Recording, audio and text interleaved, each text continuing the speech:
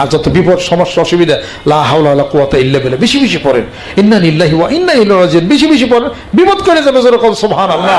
আল্লাহ রাব্বুল আলামিন বলেন, ও নবী বন্ধু আপনি বলে দিন আমি 50টা পুরস্কার ঘোষণা করছি যে ব্যক্তি লা হাওলা দোয়া পড়বে।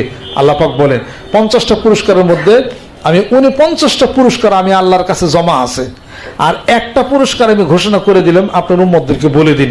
আল্লাহ নবী সাল্লাল্লাহু আলাইহি সাল্লাম বলেন যে কি, সেই পুরস্কারটা হলো যে ব্যক্তি লা হাওলা ওয়ালা কুওয়াতা ইল্লা বিল্লাহ বেশি বেশি পড়বে, আল্লাহ পাক তার জীবনের সমস্ত চিন্তা দূর করে দিবেন।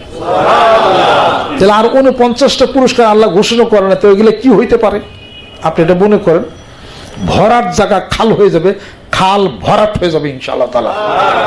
কিন্তু এরা একটু মহব্বত দিয়ে ভালোবাসা দেয়, কয়েকটা দিন করে একটু অপেক্ষা করতে হয়, একটু অপেক্ষা করতে হয়, ইনশাআল্লাহ তাআলা পূরণ করে দেবেন। যত চিন্তা টেনশন হঠাৎ করে দেখবেন যে সবই ঠিক আছে, আর চিন্তা টেনশন নাই, এটা সমাধান হয়ে গেছে।